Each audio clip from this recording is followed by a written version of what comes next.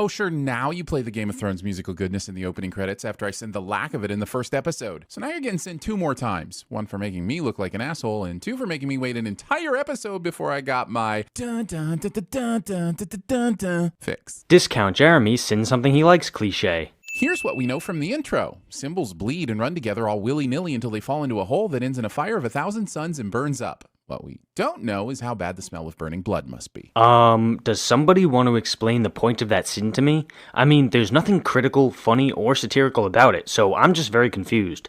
We go now to the aforementioned trouble in the Stepstones with boots on the ground. Skip. His remains are being prepared by the Silent Sisters. The problem with the Silent Sisters being in charge of burial repair is that they never tell you when they're done, or when they've started, or what they need, because they're silent. Honestly, he might have been going for humor in that sin. I can't really tell because his humor is rarely funny. But either way, this sin is stupid because none of what he just said is true in the slightest. The Silent Sisters' work is based off of a pre-existing religious text, the 7-pointed star, which means everyone already knows what they need and all that other information you mentioned because it's all in a book. These next 2 sins are wonderful examples of the TVSins writers trying to be funny and miserably failing. What happened to these people? They used to actually have decent jokes every once in a while, but now it's come to this unfunny bullshit. The Stepstones have now grown into a conflagration, yet you sit here and dither about court business. Maybe the dithering wouldn't be so dire if Lord Corlys had simply said, "Shit is on fire," rather than inflate with a word like conflagration. Everything wrong with the rogue prince, ladies and gentlemen. Lord Corlys said the word conflagration. Reason does the crab feeder have to fear us? If you have access to a few thousand skillets and several pounds of butter, you could take away all of the crab feeder's weapons and feed your entire kingdom for weeks. You really need to start thinking outside of the box, Corlys. Discount Jeremy's idea of comedy is my idea of cringe. Seriously, nothing about that sin was funny or entertaining. It was just cringy and awkward. Daemon has squatted there for over half a year. That's right. 6 months have passed from episode 1 to episode 2. And if you farted loudly enough during this scene, you'd have missed out on that detail entirely, making the remainder of this episode oddly detached.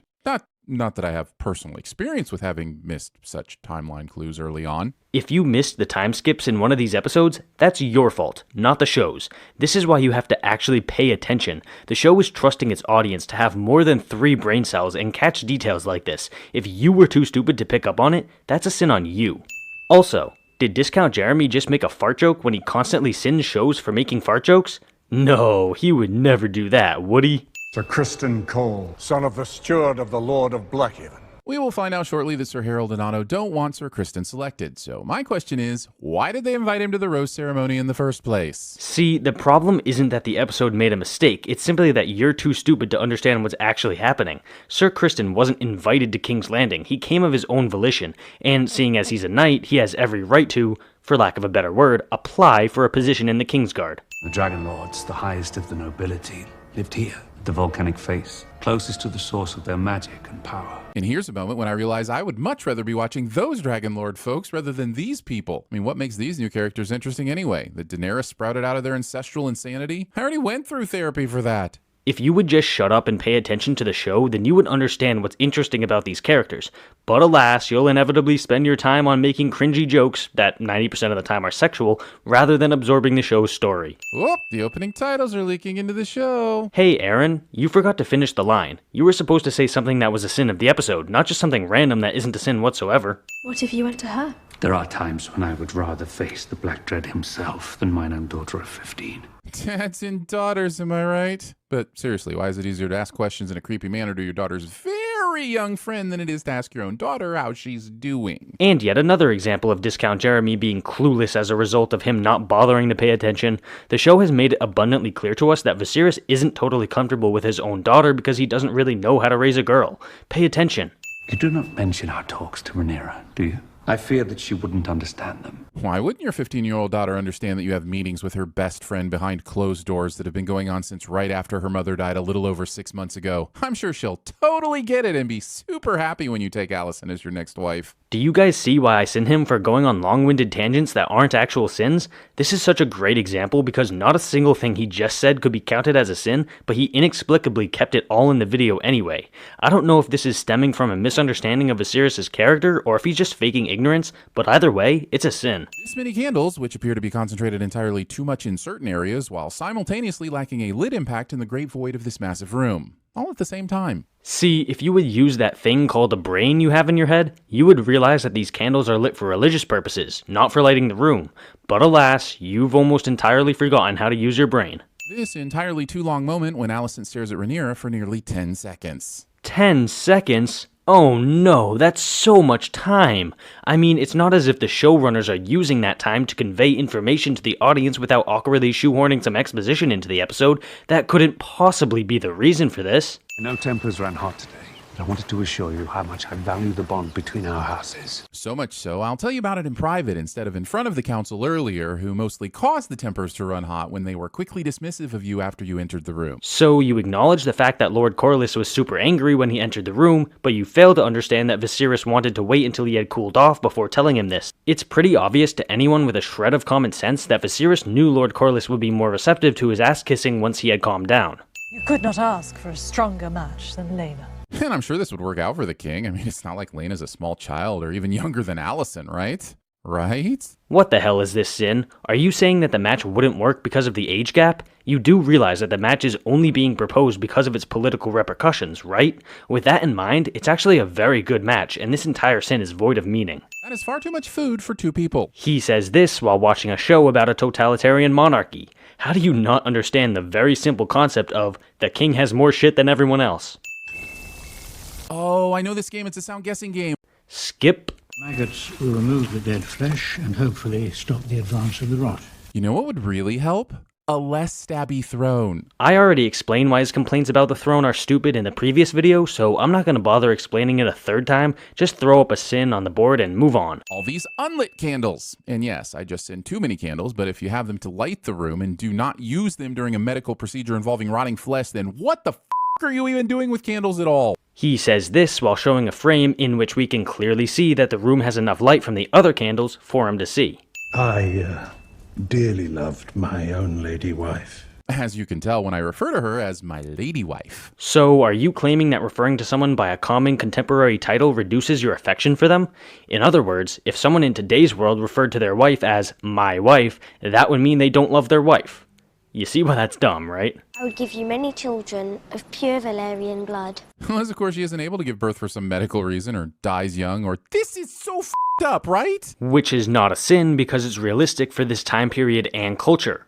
Are you brain dead or just acting like it? Men of the realm already had their opportunity to appoint a ruling queen at the Great Council, and they denied it. They denied you, Princess Rhaenys. Love to see the Game of Thrones franchise has moved away from making petty jealousy be the focal point of 97% of the show's conflicts. First of all, that's such an egregious exaggeration that I have to point it out for being so dumb.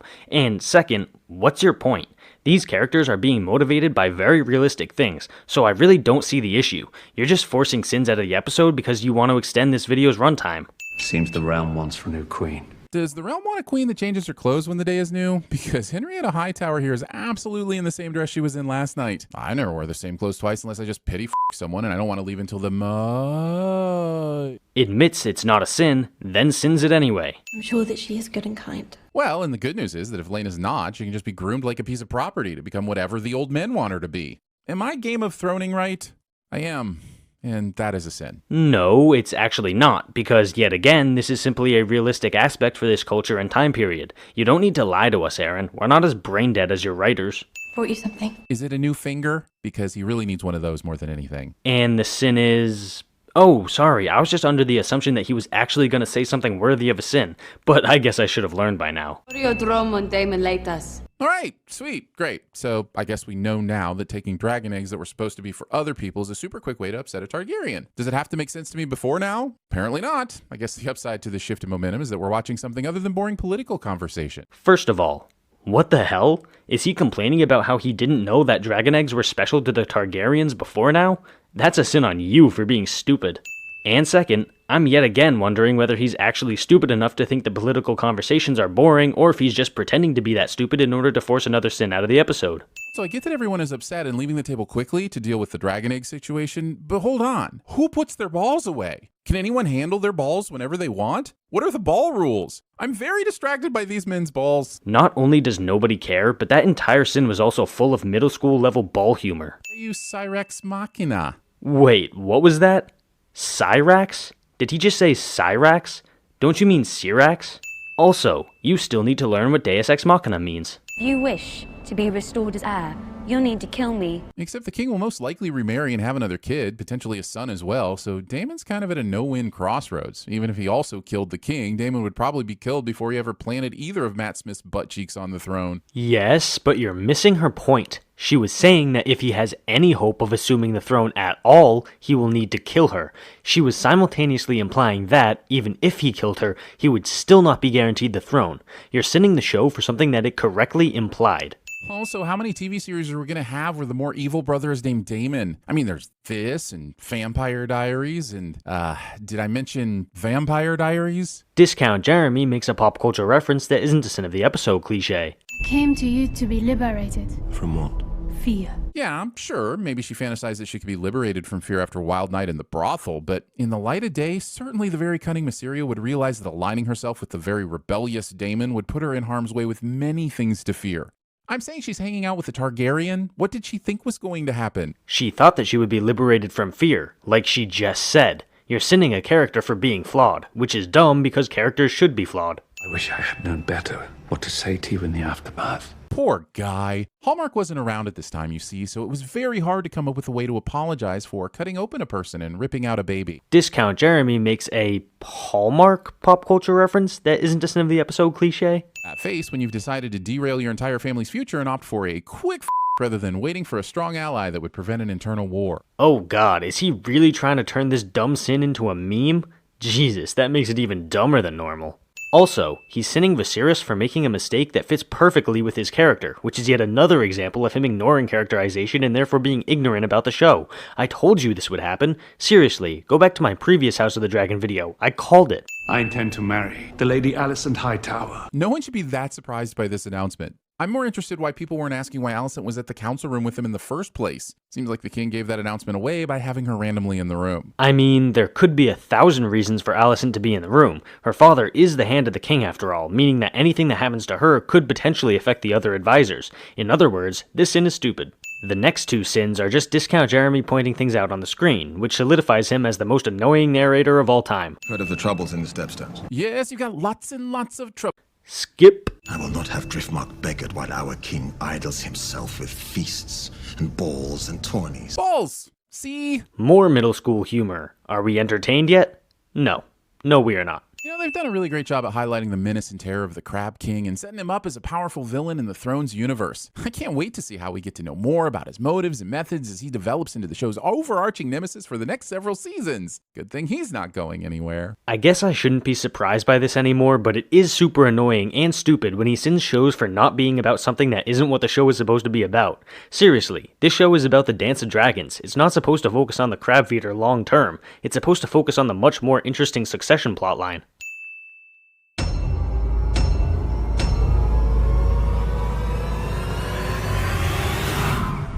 Oh, I don't care if she's 20. Hell, I'd fuck her. You can't say you wouldn't fuck her. Or go and fuck her. Fuck her right in her pussy.